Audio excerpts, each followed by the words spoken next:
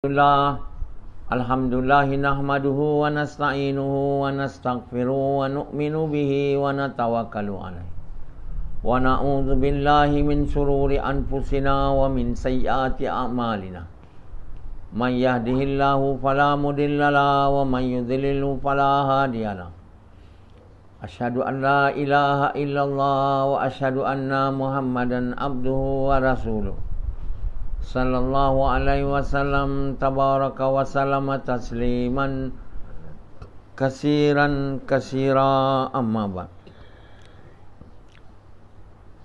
Bismillahirrahmanirrahim. Wa man ahsanu qawlan mimman da'a ila Allah wa amila salihan wa qala innani minal muslimin.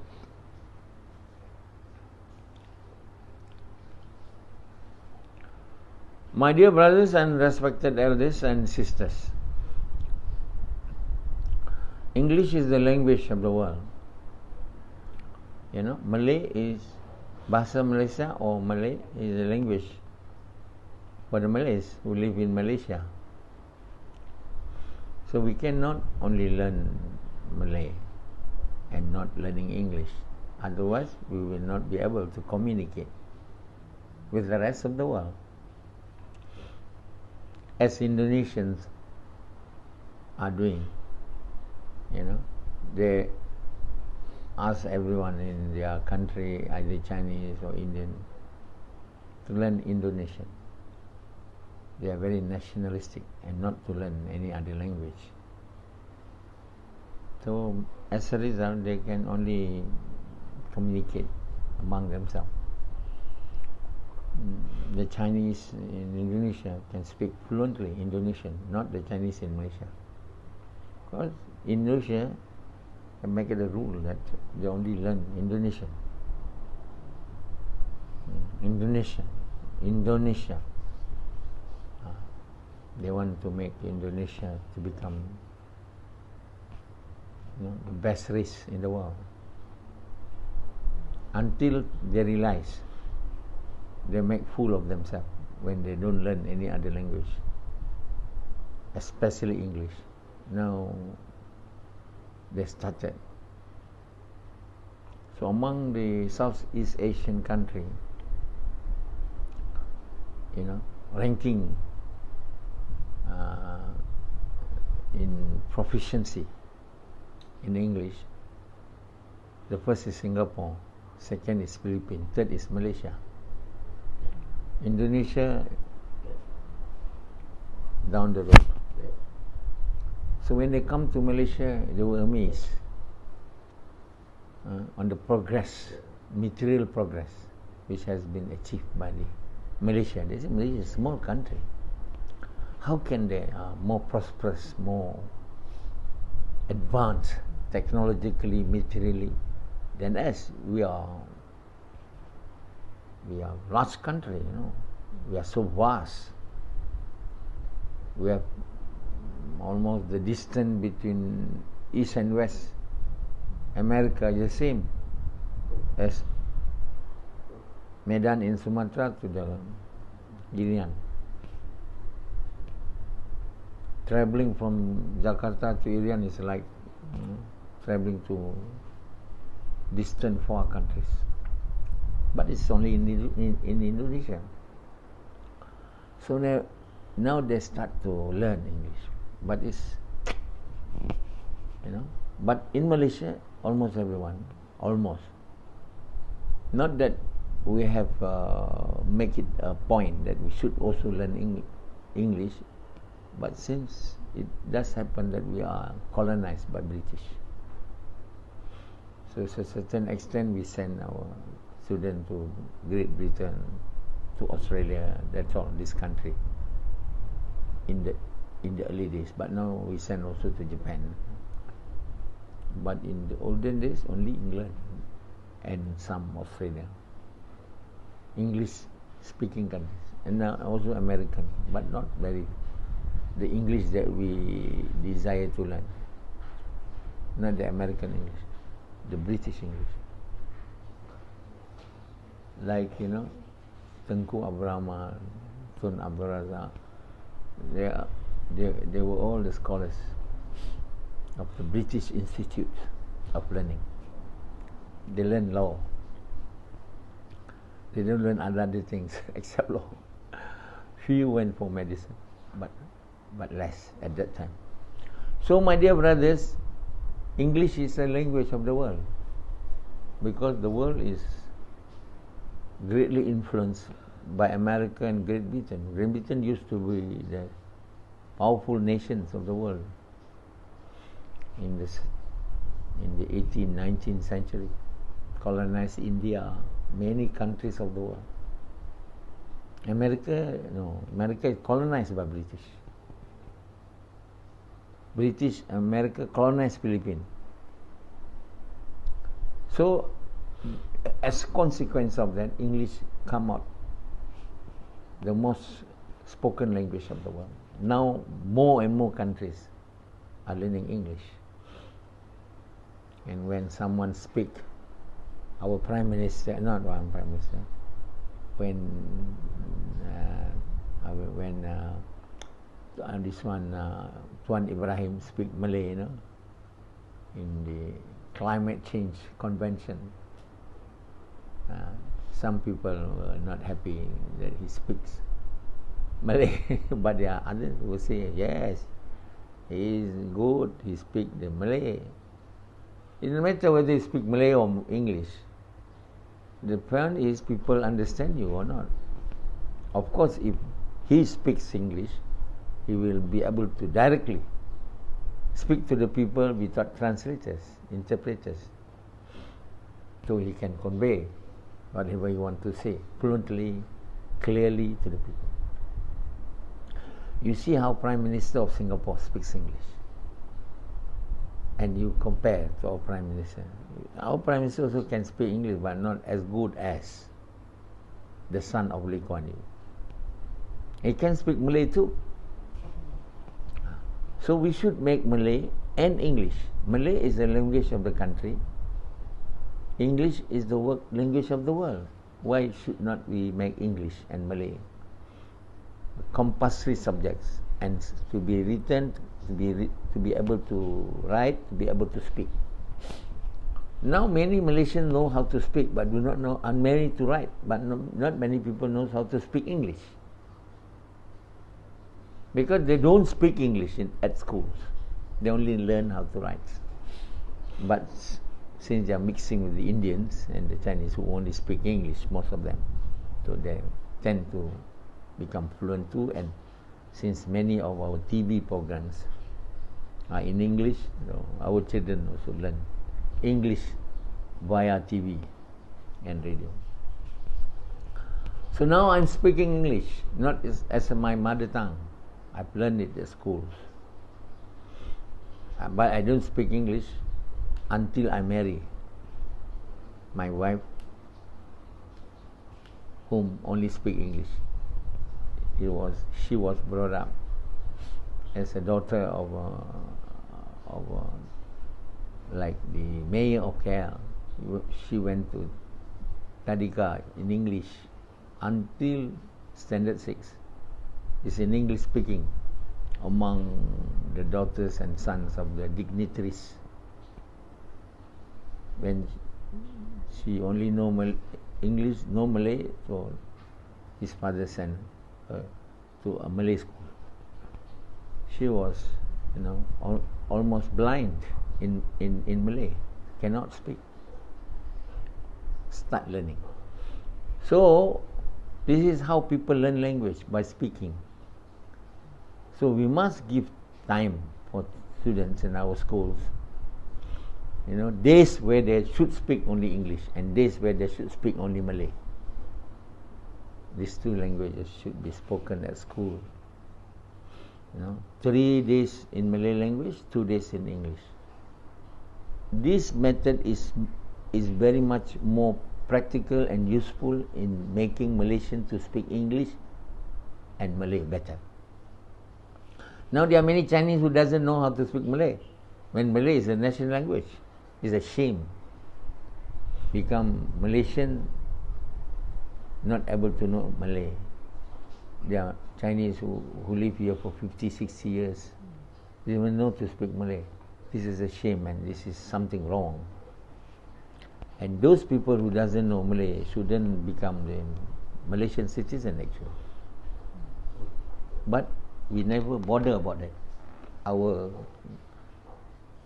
so-called administrators, and they don't put stress on the importance of language, Malay language, as well as English language. It's a great shame. On the other side, Indonesia puts stress so much on the Indonesian language and not to any other language, including to English. So they're also fools. Malaysia don't even give proper to either language. They ask everybody, he says that Malay is a national language, but they hardly use it. So my dear brothers, Malay language is a means of communication, and we need to communicate in English in order for the entire mankind to understand Islam. That is the main purpose. And we must know Malay because this is our national language. We must make these two languages to be the language where the entire world should learn. They should learn English, they should learn Malay, and they should learn their language. Why they should learn Malay? Why? Sama? They should learn English, you understand, because English is a language of communicating on matters of worldly things. We should make Malay as a language of communicating on things, on matters of religion, of Islam. And since I'm the one who on recent time has been used by Allah to be the means to teach the truth to the entire mankind, so they will be able to understand Islam better if they know Malay. Otherwise, there's no use to learn Malay for other people. Why? If we make Malay and English to be our two main languages, we want the whole world also, besides learning their own mother tongue or the language of their country, they should learn Malay and English. And we should make schools and all universities in the world to teach Malay and English and the language of their country. So then only the world will become a united nation. We can't have a united nation without having the people having the iman only to Allah. And secondly, in order to be able to reach to that goal, they must have a means of language to communicate, to teach, to learn. So now Allah have uses me. Allah is using me. The proof to that, the Quran, which has never been interpreted correctly, since the history of mankind. Since the history of mankind, I mean, of course, Quran was revealed only after Muhammad Sallam, but it's the revealed books of Allah, the letters. The letters and the truth, the only book of truth of Allah. The rest has been distorted. There are about four books. So Allah has used me as a means to interpret the Quran in English. And Hadith too, the book of Hadith, of Fadilat Hadith in English, to be read daily, the book of Hadith, to be read daily in the house among the family members, and to read daily in the mosque among the people who attend to the mosque. And the Quran to be read individually. 84 books. It's not simple work, If you ever can think of it, it is a miracle to be able, a person like me, who doesn't know Arabic, who doesn't even go one day in any religious institution, who is an optometrist. If anyone doesn't know who's optometrists, they are vision doctors on visions or vision scientists,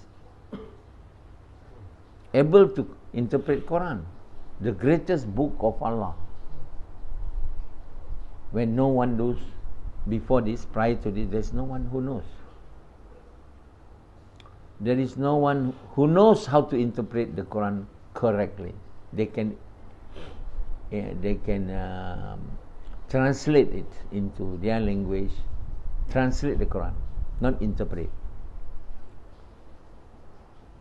So all the new Muslims in the past, they try to translate the Quran into English, because the Muslim in all over the world has never have the interest to translate the Quran into English, because most of English people are not the so-called Muslim. No, they are mostly Christian. But when they are conversion, like Muhammad Pickle, he's in English, who learn Arabic and things like that, and then he translate the Quran. But the interpretation of the Quran has never been done in any language of the world, because no one really knows how to interpret the Quran. Why they cannot interpret the Quran? Because they don't understand it. It's the words of Allah. Reading it, knowing its meanings is different from understanding it. So far, we can only read the Quran and know its meaning, either in our language, Malay, or in English. But really understand its meaning, no. When you understand the true meaning of the Quran, then only you can interpret it, because you are interpreting the words of God. It's not easy.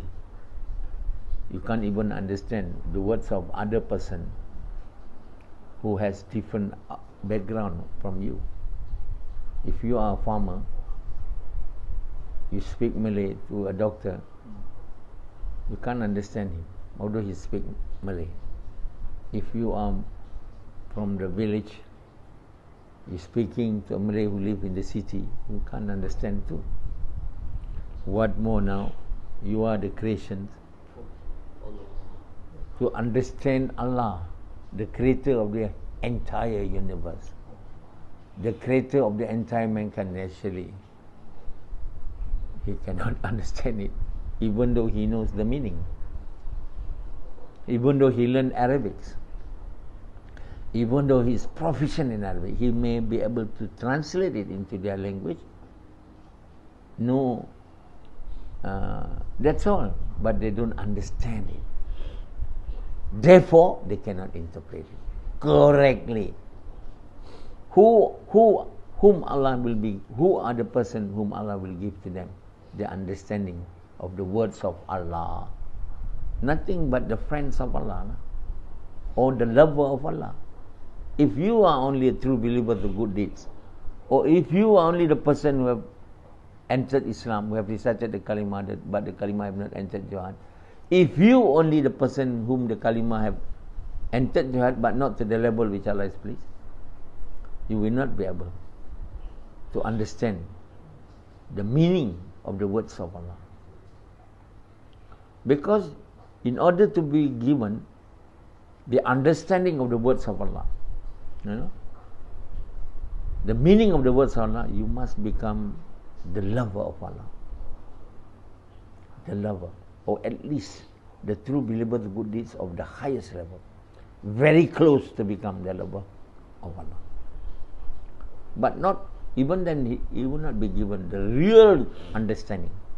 He will be able not to understand some, as I have experienced. When I wrote the interpretation of the Quran, when I was a true believer of the good deeds of the highest level, is different from when I read the Quran, interpret the Quran, when I am the lover of Allah of the highest level. That's why I need to edit the Quran, continually editing it. It's not the same. I used not to understand who are the person among the Muslim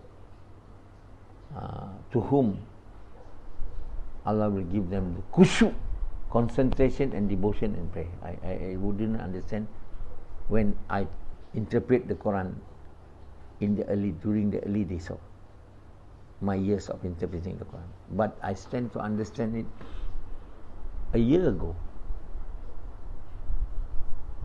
Then only I know that Allah will give the kushu or concentration and devotion and prayer only to the true believer, the good deeds of the highest level. If you are not able to attain that, as someone is, he is not having kushu. He is a true believer, the good deeds of the lower level. So that's how, even during the time of Sahaba, not all of them have kushu or concentration and devotion in their prayer. There are very few. Because there are many who have become the true believers, but very few who become the true believers of the highest level. People like Rashidi, who is only a believer, not even a true believer, has never been able to achieve kushu until today. Until today. He's already 42 years embracing the religion of Islam. Started praying at the age of 13 probably. 14. Until today. And someone has been praying from the age of 10 until today. And I'm very sure those so-called Muslims who never done anything at all to increase their iman, who have not done the work of inviting people to good, forbidding people from evil, with the sacrifice of their time and wealth, with the intention to please Allah, in the way Muhammad SAW will never be able to attain the iman to the level of the true believer of the good deed, not even able to attain the level of iman of the believer. Surely these people will never have kushu and salat. That's what is mentioned in the hadith. That kushu and salat is the first thing to be taken away. Because when there is none among the entire mankind who are the true believers of the good deeds of the highest level, then Allah take away kushu and salat. And Nabi said, time will come when thousands of people praying in Jama'ah, none is having kushu in salat.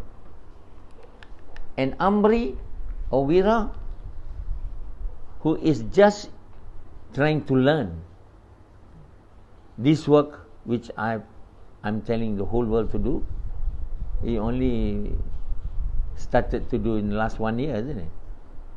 Even then it's not so correct.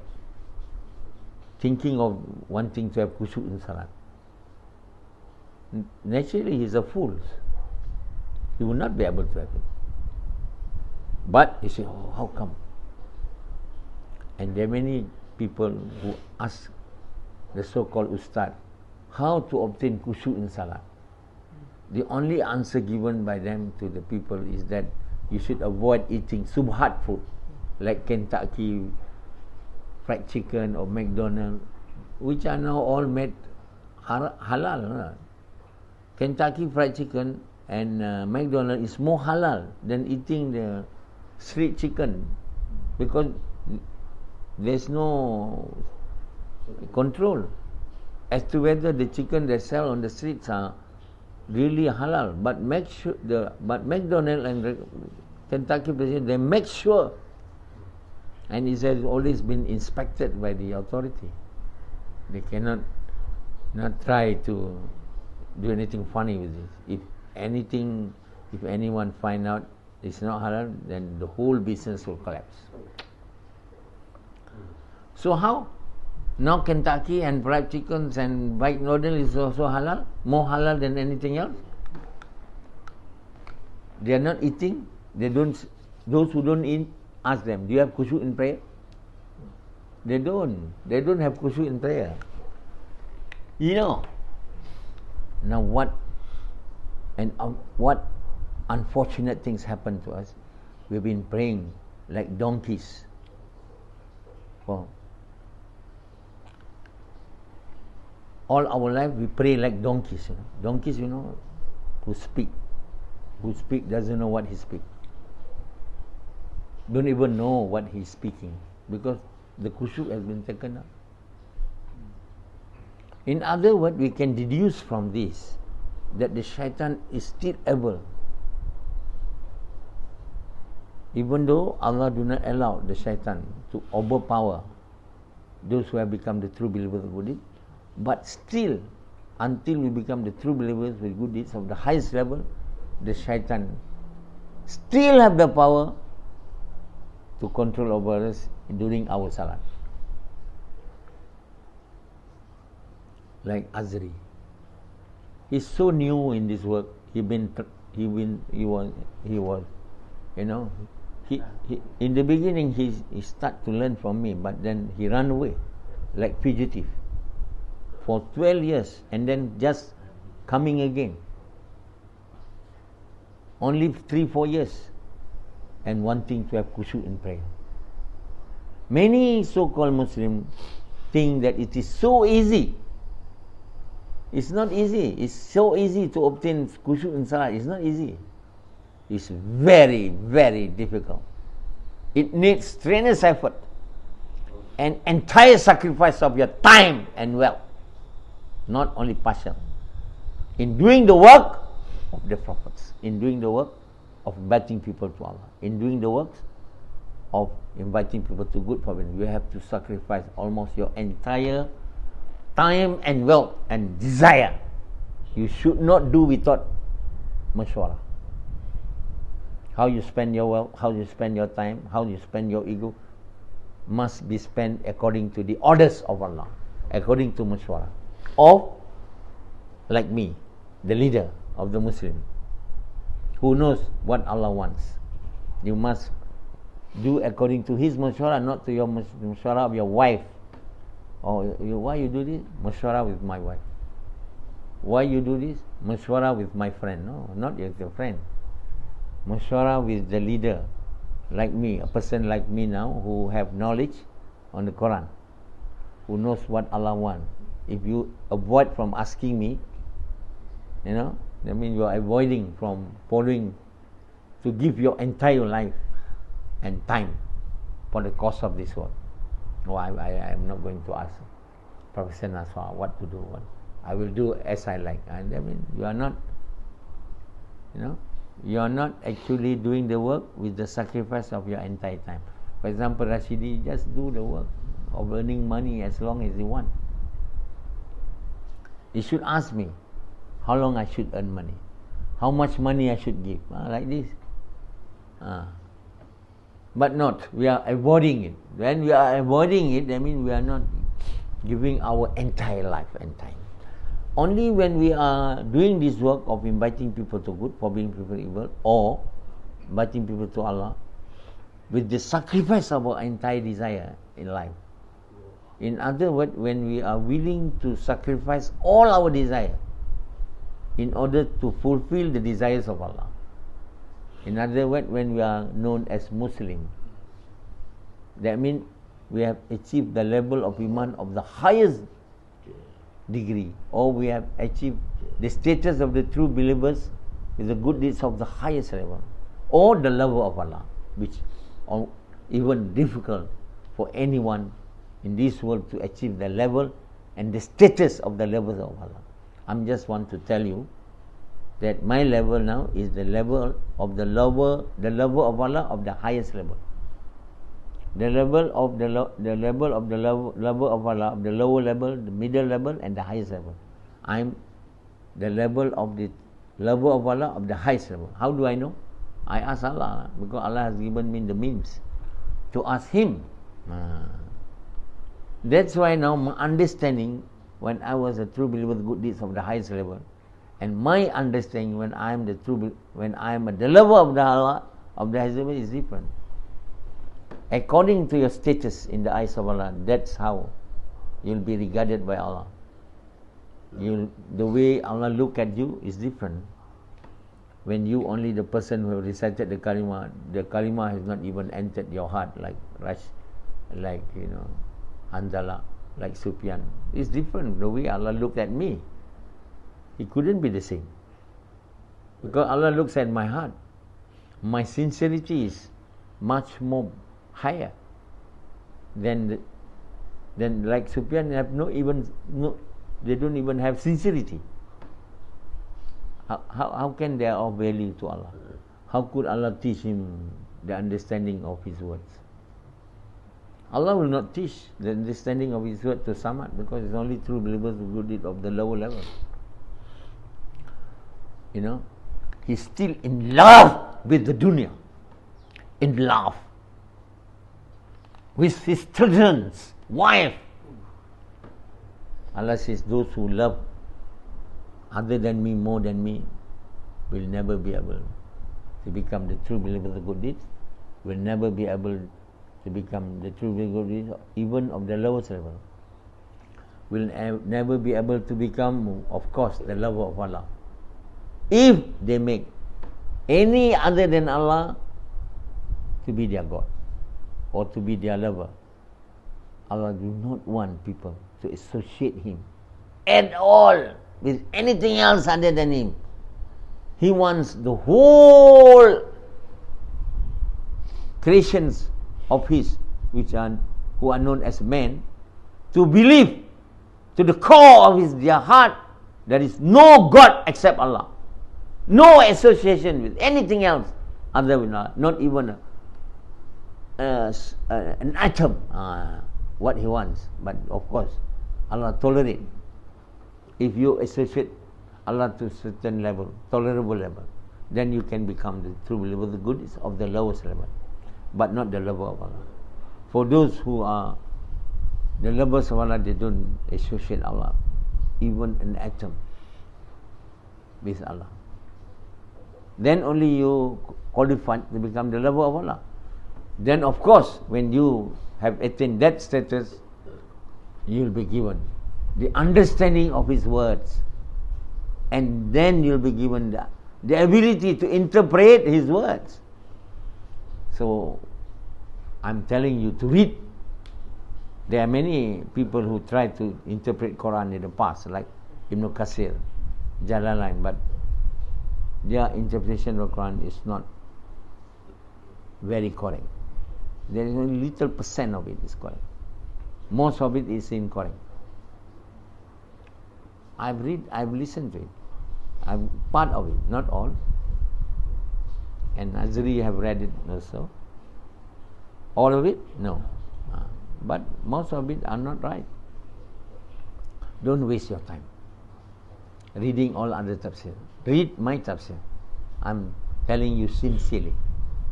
I'm not trying to boast or trying to make fun of you. Read my interpretation of the Holy Quran. That's why the topic of the book is the meaning, the interpretation of the meaning of the Quran. So, you read it daily, at least 50 pages, or more or less than that per day.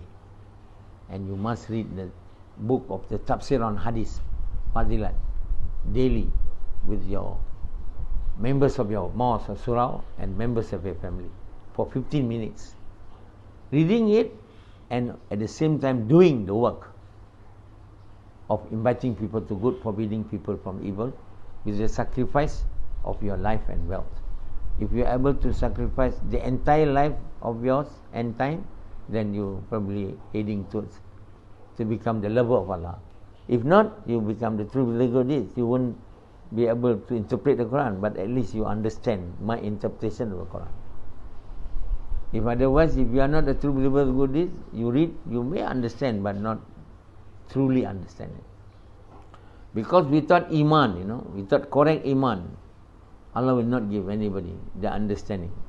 Even though the interpretation is correct, but you will not be given the true understanding of it. As these lectures of mine. Is delivering you true facts. But you will not be able to understand it fully. Partly, probably. According to your level of iman. Not everyone here understand it. Out of the 100%, you probably understand 2%. Some people understand 10%. Some people understand today, not understand tomorrow. Because I cannot make you understand. The one who make you understand, who make you to understand my lecture is Allah. And Allah will give according to your concentration, devotion, during the lecture, your iman. Isn't it? If you don't concentrate in my lecture and sleeping, even though you have a good iman, you won't be even understanding, So the doer is Allah. Allah has taught me. And Allah has taught me to write the tafseer of His book. And Allah is the one who taught me to speak to you about the truth. And today it is spoken in English so that the people who do not know Malay language, which is my language, be able to understand it. Unfortunately, it cannot be now transmitted to the whole world because the owner of Facebook are not allowing us even to pay money for them to distribute it to the whole world. This is from Allah. Allah do not want us to use money. Allah will make it spread.